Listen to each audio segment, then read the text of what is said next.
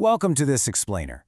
Today, we're diving into the fascinating psychology behind our everyday shopping habits to demystify one of the absolute most classic, fundamental principles in economics. Think about the last time you walked into a store and saw a massive 50% off sign. Your heart probably skipped a beat, right? And you might have walked out with something you definitely didn't plan to buy. Hey, we all do it, but why? What is actually happening in our brains and our wallets? Well, let's find out. So let's get right into this ultimate behavioral mystery.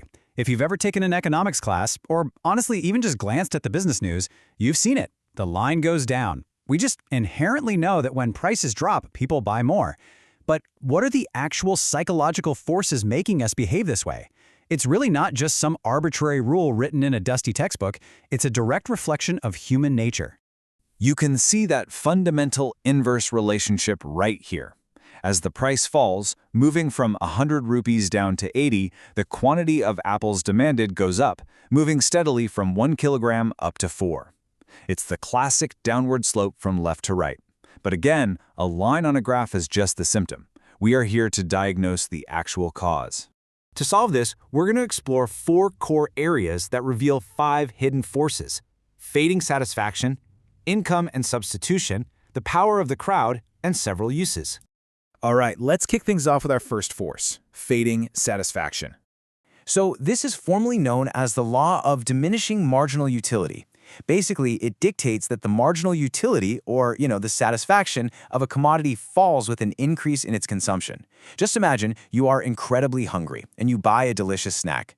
That very first bite, absolutely incredible, maximum satisfaction. But the second bite, still good, but maybe slightly less mind-blowing than the first one. By the time you get to the 10th bite, the thrill is definitely fading. Each extra bite gives you a little less satisfaction than the last one did. And this step-by-step logic here shows exactly how this shapes demand. Step 1, you get maximum satisfaction on that first buy. Step 2, you experience fading satisfaction on any extra items. So what happens at step 3? Well, because a rational consumer always tries to equate their marginal utility with the price they're paying, you're only going to keep buying more of that snack if the price actually drops to match that fading satisfaction. If the 5th item just doesn't bring you as much joy as the first, there's no way you'll pay the same high price for it. You demand a lower price, which actively pulls that curve downwards. Moving right along to section 2, where we find our next 2 forces, income and substitution. Let's talk about the income effect first. Say you normally buy 2 kilograms of apples at 75 rupees per kilo. That cost you 150 rupees. Now imagine the price of apples suddenly drops to 50 rupees a kilo. Those exact same 2 kilos now only cost you 100 rupees. You literally just saved 50 rupees. Your actual paycheck didn't change, but your purchasing power, what economists like to call your real income, actually went up, leaving you with extra cash to spend. You might just use that extra cash to buy even more apples. That is the income effect. Then, on the other side, we have the substitution effect. If the price of tea suddenly drops, while the price of coffee stays exactly the same, tea becomes relatively way more attractive. Since they satisfy the same basic want, a hot caffeine boost, you might suddenly drop the coffee and just switch over to the cheaper tea. So the really crucial point here is this climactic revelation of consumer psychology. The overall price effect, meaning the total change in the quantity you demand when a price changes, is simply the combination of the income effect plus the substitution effect. When things get cheaper, you feel richer, so you buy more, and you also swap out your expensive habits for the new, cheaper alternative. These 2 forces work perfectly in tandem to push that demand quantity higher as prices go lower. Next up is our 4th force, the crowd. Think about what happens when the price of something like oranges drops dramatically from 50 rupees down to 20 rupees per kilogram. It doesn't just make the existing buyers buy more. It suddenly unlocks the market for an entirely new wave of people who simply couldn't afford them before. At 50 rupees, oranges might have been a luxury for a lot of folks, but at 20 rupees, they become completely accessible. A wave of new consumers enters the market, adding their demand to the total, forcefully dragging that curve downward and to the right. Finally, let's look at section 4 and our 5th hidden force, several uses.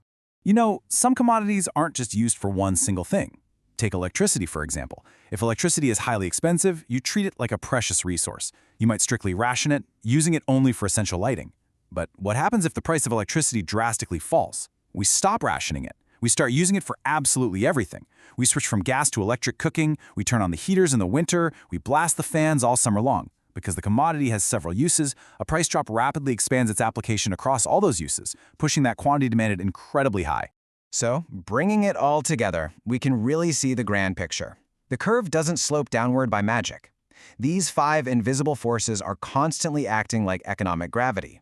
The fading satisfaction of the next bite, the feeling of increased real income, the urge to substitute for a cheaper alternative, the influx of a whole new crowd of buyers, and the rapid expansion into several different uses. All 5 are constantly acting on our wallets and our psychology to shape this iconic curve. So, here's a thought to leave you with. The next time you're out shopping and you find yourself grabbing an extra item off the shelf, just because it's on a massive discount, take a second. Ask yourself, which of these hidden economic forces was actually pulling the strings? Were you feeling richer? Were you substituting? Or did you just unlock a new use for it? Because economics isn't just lines on a graph, it's the study of you. Thanks for joining me on this explainer, and keep questioning the hidden forces behind your choices.